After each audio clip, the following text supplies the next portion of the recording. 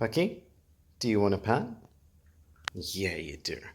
I just thought I'd include this so that the thumbnail isn't clickbait. But since we're here, here's why we clickbait you. Because you wouldn't click my video if I didn't. Thank you for coming to my TED Talk. Now kindly stop whinging in my comments. Alright, but seriously, let's have the most honest discussion about clickbait on the internet. What is clickbait? Well, that's a good question, me. Because the answer is that nobody actually knows, as everyone has a completely different definition. To some people, clickbait is deliberately misleading and designed to gather clicks for revenue. To others, clickbait is any video that does not perform the literal function of the title. And to be perfectly frank, to some people, clickbait is just a video that didn't satisfy them, regardless of whether the title and thumbnail were accurate. And that is only this many definitions of clickbait. Those points are not fixed. There is a gigantic spectrum of clickbait, with everyone drawing their own personal lines and definitions in all sorts of wacky and different places. In fact, Veritasium has probably the best video about clickbait on the internet, where they propose a division of the term into type 1 clickbait and type 2 clickbait. Now, type 2 clickbait, yes, we're going out of order because that's how I want to do it. Type 2 clickbait is deliberately designed to be misleading. Like how back in the good old days of YouTube, many creators would just, like slap a pair of tits on a thumbnail despite not having said breasts in their video or even any breasts in the video. Because a lot of them were just like COD gameplay videos and stuff like that. And in the Veritasium video, it was also proposed that we start using a different term to describe that type of clickbait, something more akin to a click trap. Thankfully, you don't see too much of that sort of stuff on YouTube anymore. However, what we do have is type 1 clickbait, which is the type I practice, and it is designed to sensationalize. This brand of clickbait is based on heightening the truth and painting it in the most wow possible of forms. This is also the type of clickbait that most successful content creators engage in, and those who don't are the ones who are just colossal enough not to need to. Now, a fantastic example of such a colossus would be someone like Emma Chamberlain. These days, she often makes videos with one-word titles like film, hotel, and haircut, all in completely lowercase letters as well, which is notable because capitalization is a big factor in producing clickbait. Now, I would arguably describe what Emma does as a completely different type of clickbait though, like some sort of elusive type 3, because it ignores all of the standard rules of making a YouTube title and thumbnail, to the point where the ignoring of these rules makes viewers curious in and of itself. It's so counter to clickbait that it becomes its own form of clickbait. Like film, what the crap is that about? I feel the need to find out, because there is so little information being given, when I'm used to being given information. Except I don't really want to find out because I've never particularly been a fan of Emma Chamberlain. However, her strategy does interest me very much. Although again, it's only really something you can afford to do when you have subscribers and views within the millions. Which is why we find ourselves returning to type 1, the sensationalist type. So let's look at a grand line review example. I recently made a video titled Oda has revealed Zoro and Sanji's devil fruits, with a thumbnail of the two of them looking shocked at a devil fruit on a plate, a concept that was rather shamelessly stolen from the composition of a Mr. Beast thumbnail. But if you're a One Piece fan, you will immediately know that this title sounds ridiculous. Zoro and Sanji are not fruit users. However, this statement, it is so outrageous that it sparks curiosity. It makes people think twice and go, wait, was there some kind of epic news? Did I miss the most recent chapter? Etc,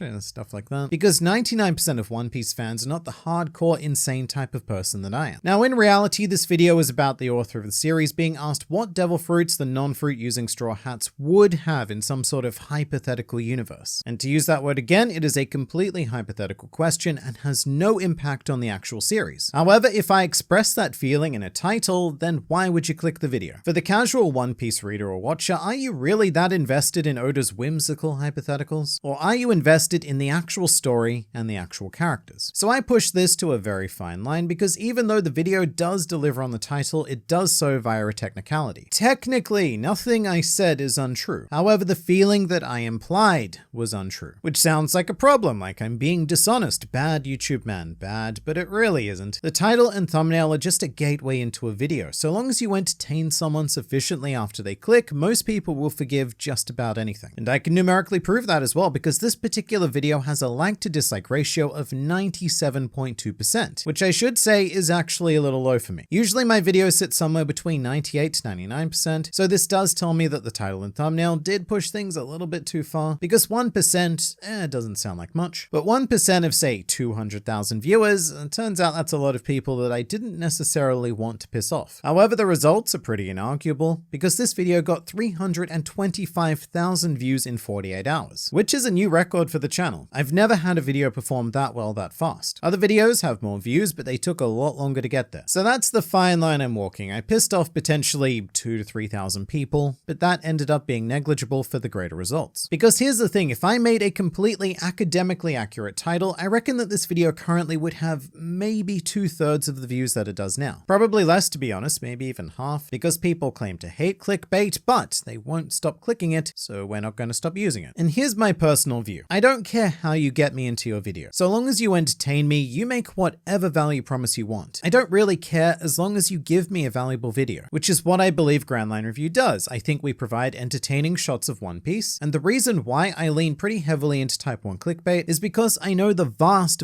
majority of people will enjoy that video. However, if I don't use the clickbait, then those vast majority of people aren't even going to see the title and thumbnail of the video because it won't show up in their recommended feeds, which means that they won't have the opportunity to enjoy the video. So that's the relationship dynamic. I will always promise you something of value. It may not be exactly what the title says, but it's still going to be a damn good time. So if that was straddling the line, let's look at an example where I did go way too far. On New World Review, I made a video called I Hate Attack on Titan. Pretty clear value proposition. You click this video and you're going to hear some guy ranting about Attack on Titan. Rah, no, Titan's bad. And I deliberately chose this to have a bold and shocking piece of clickbait by presenting a very unpopular sentiment. And not only that, but doing it strongly and simply. Now the problem is, this video was about the exact opposite. The premise was, I hate Attack on Titan because it's so damn good. Kind of like the classic job interview question, you know, what's your worst quality? I just work way too hard. And speaking of working, the title and thumbnail did work. It's hard to put this into context because I made the video about a year ago, but it was easily one of the best rapidly performing videos on the channel at the time. However, the clickbait is admittedly type 2. It is deliberately misleading, and as such, people felt misled. Gasp. So the video currently has a like to dislike ratio of 79%. And remember, to someone who averages between 98 to 99%, this means that I pretty seriously effed up. Because at that point, the statistics say that 1 in every 5 viewers had a negative reaction to this video. And that's very bad. I mean, look, it's still not the worst, because thinking about it one way, for every person who did not like this video, there were 4 people things who were neutral to enjoying it. So the vast majority is still on side, even when you use pretty egregious clickbait. However, I do still think it is a pretty bad idea to piss off 1/5 of your audience at any given time. And I guess to be fair, a lot of those viewers probably weren't my core audience because it spread so rapidly, it would have been pushed into greater spheres outside of my usual influence, which is usually what you want because that means growth, but not when you're significantly annoying those new people right off the bat. So I definitely went way too far there. Here's a fun thing though, there are probably a lot of you out there who are like, well, I would watch your videos no matter what the title is, Mr. Internet Man. And that's true, and I know exactly how many of you there are, because also on New World Review, I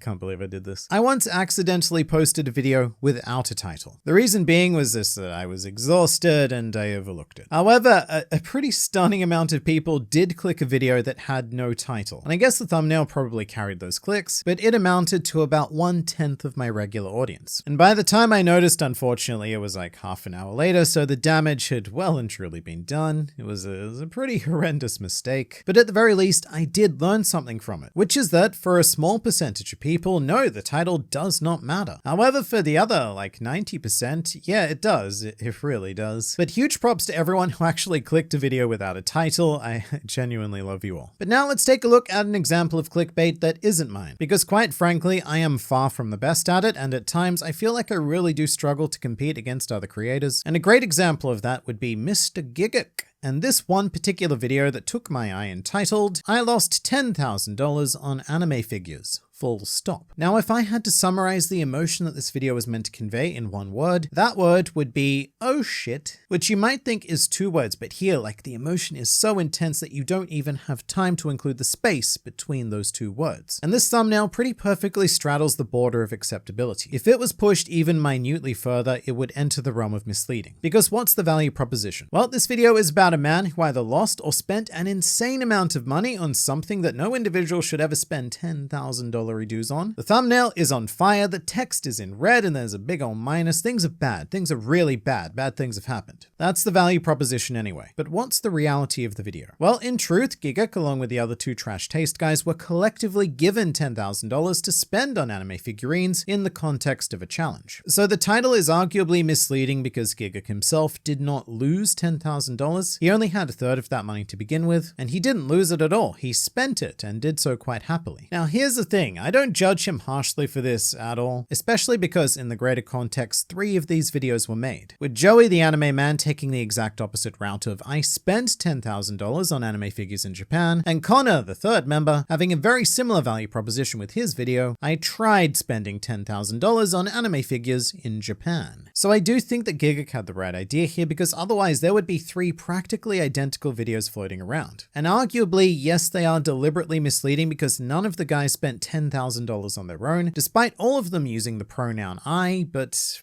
who cares? YouTube videos are not academic papers. They don't need to be accurate, they just need to entertain you. And in the end, the only thing that matters is if you enjoyed your time with the video. And look, I know this is just me and I don't speak for how everyone else should feel, but I would feel super petty if I clicked on a video, enjoyed watching it, and then was somehow retroactively annoyed about the title and thumbnail, because I had a great experience, so who cares what the path was to get there? It's like seeing a movie and being upset that the title didn't literally play out. I mean, just imagine if movies were YouTube videos. To Kill a Mockingbird. That film offered no insight on how to kill mockingbirds whatsoever, disliked, and unsubscribed. Or Mission Impossible. I've seen those movies. None of those missions were impossible. They did them. You should have called those movies Mission Quite Difficult yet distinctly achievable. And the fact that they weren't personally offends me. I haven't even gotten to the worst one yet. The worst is this Shia LaBeouf film called The Greatest Game Ever Played, because it's about golf.